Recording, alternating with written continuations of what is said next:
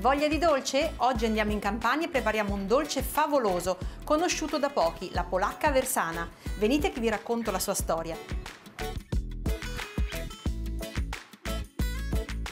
Adesso facciamo l'impasto della polacca. Mettiamo nella ciotola di una planetaria munita di gancio le due farine, quella 00 e la Manitoba, lo zucchero semolato e il lievito di birra disidratato. In un piccolo bricco verso il latte, un uovo, la scorza di un limone grattugiata e il sale. Sbatto tutto con i rebi di una forchetta. Aziono la planetaria e verso i liquidi contenuti nel bricchetto dentro e lascio impastare finché tutti gli ingredienti si compatteranno. Ora unisco poco alla volta dei fiocchetti di burro. L'impasto è pronto. Lo ribaltiamo qui sul nostro piano. Facciamo la nostra pallina portando i lembi esterni dell'impasto verso l'interno e ruotando l'impasto. E dopo aver fatto la nostra pallina la mettiamo in una ciotola, sempre imburrata, così sarà più facile poi estrarlo una volta che sarà lievitato. Copriamo con pellicola e lo lasciamo lievitare per 2 ore nel forno spento. Mentre il nostro impasto lievita, noi prepariamo la crema pasticcera. In una ciotola ci sono già i tuorli, adesso aggiungo anche l'amido. Mescoliamo, aggiungiamo anche la vaniglia e lo zucchero. Aggiungo anche un goccino di latte, giusto per mischiare meglio tutti gli ingredienti.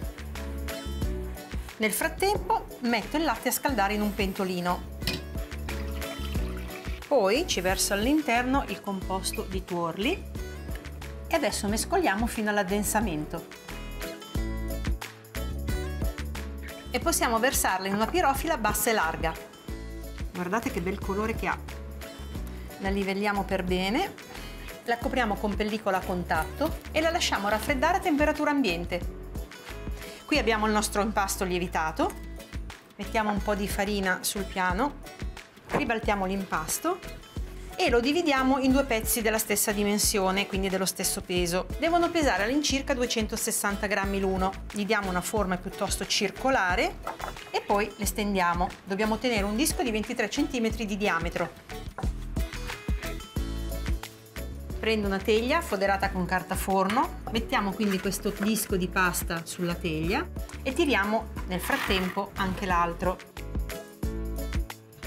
Prendiamo la nostra crema e lasciando libero un bordo di circa 1,5 cm la spremiamo partendo appunto dai bordi e andando verso il centro.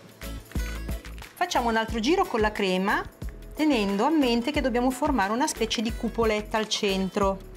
Ecco qua, abbiamo terminato tutta la crema, adesso con una spatolina cerchiamo di renderla un pochino liscia. È il momento delle amarene sciroppate. Le mettiamo sulla crema, schiacciamole bene all'interno e poi sono pronta per mettere sopra alla crema pasticcera l'altro disco di pasta lievitata. Poi prendo la forchetta perché li dobbiamo schiacciare bene in questo modo. E adesso non ci resta che girare tutti questi bordi pizzicati sotto verso l'interno, in questo modo. E adesso non ci resta che fare lievitare di nuovo la nostra polacca nel forno spento per mezz'ora. Ed ecco la nostra polacca lievitata, trascorsa la mezz'ora. In una ciotolina ho sbattuto un uovo con un cucchiaio di latte e adesso spennello tutta la superficie. Ecco qui, abbiamo messo la granella, adesso prendiamo uno stuzzicadente e facciamo qualche buchino e inforniamo la nostra polacca aversana in forno statico preriscaldato a 175 gradi per circa 30 minuti. La campagna ci ha regalato questa bellissima polacca aversana e io non vedo l'ora di portarla a tavola, che meraviglia!